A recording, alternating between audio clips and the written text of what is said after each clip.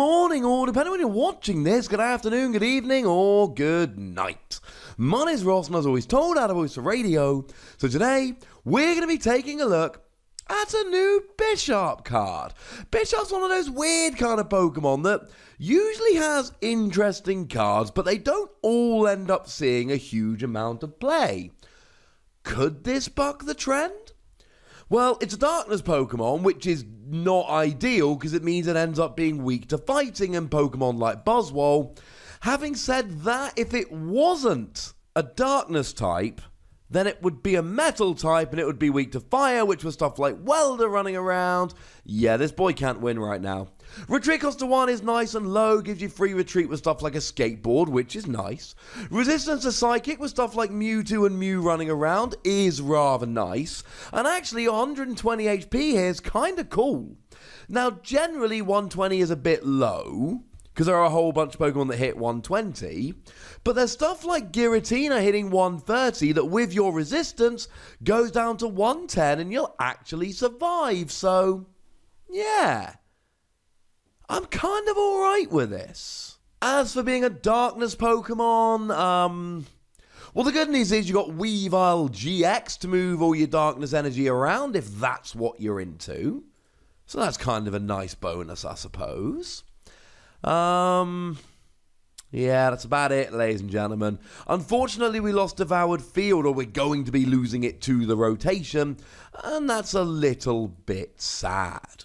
And in terms of weakness, you're hitting weakness on stuff like Gengar and Mimikyu. It's not a great weakness to be hitting right now.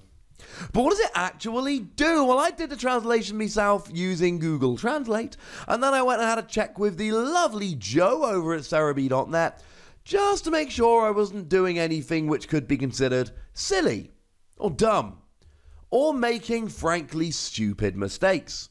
And the first attack here for 1 colorless energy does 30 damage, and the defending Pokemon cannot retreat during your opponent's next turn. Oh, cool. Is that good?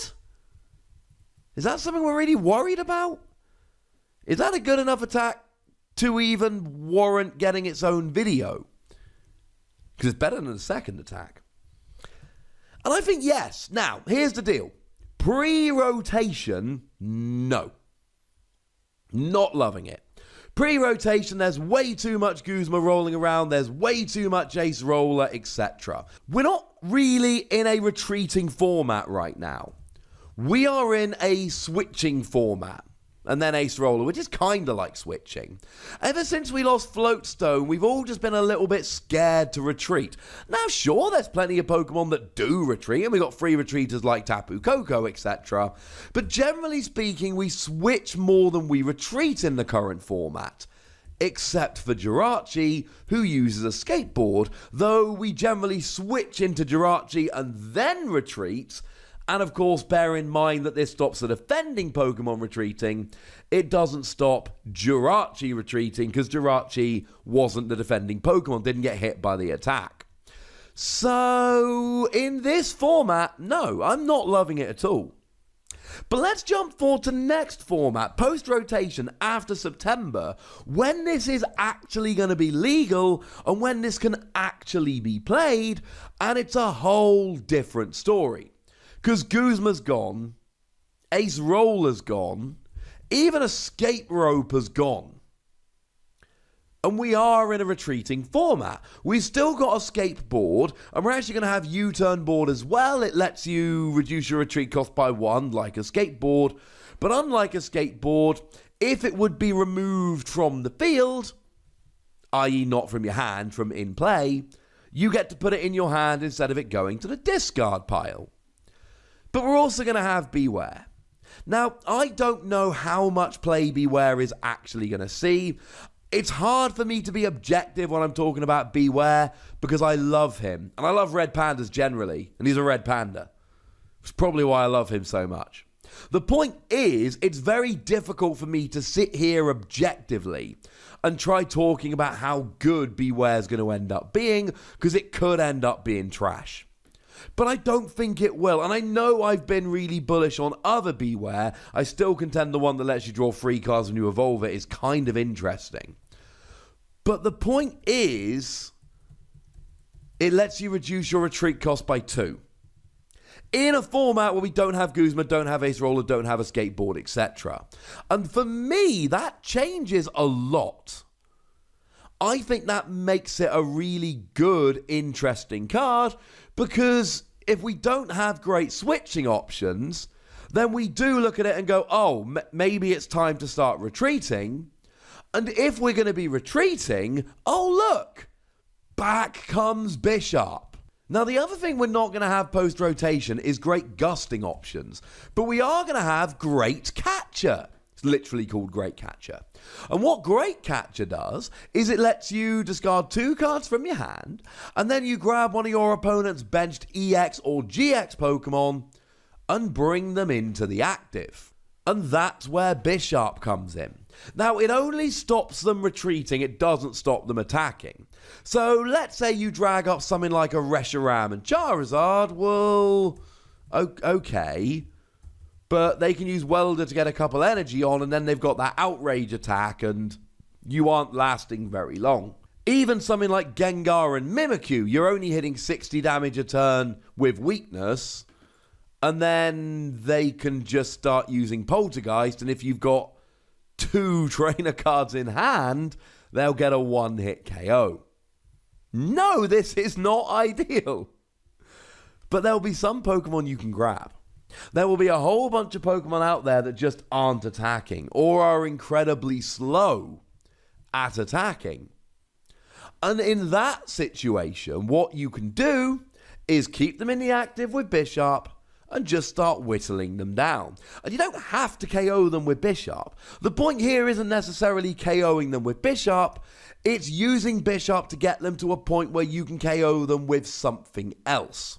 So let's say, for argument's sake, Umbreon. Now, I love me some Umbreon. Umbreon hits 120 damage if you had a Pokemon KO'd the previous turn. It's kind of cool. But Umbreon really wants something else to soften it up. Then Umbreon comes in and finishes, and at that point, Bisharp's like, yo, what's on? I hear you need someone to help soften up a Pokemon. I'd like to offer my services. And that's what's so good about Bisharp here. It's not a game-breaking card. The other thing to bear in mind is it's a colorless energy. So it doesn't need to be in a darkness deck. You can use it in whatever deck you like, and it can do fine.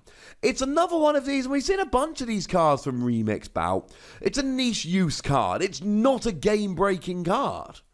I kind of like, actually I really like it at pre-release as well. There's not going to be any retreating. It's not the kind of card where you're going to put it in a deck and build a deck around it and go, yes, I win every time. But it is going to be a card that in some decks can go, oh, yeah, that's kind of cool.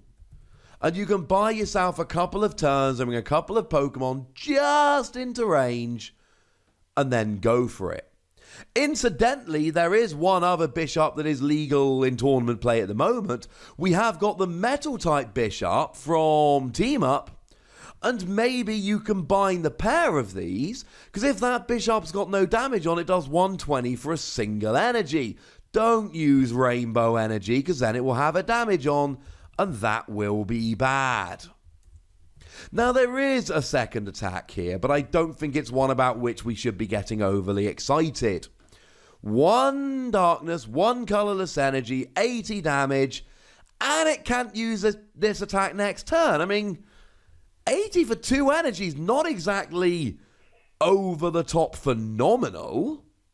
You know, Reshiram and Charizard doing 230 for 4 energy. That's a great attack that you maybe shouldn't be able to use next turn. But this?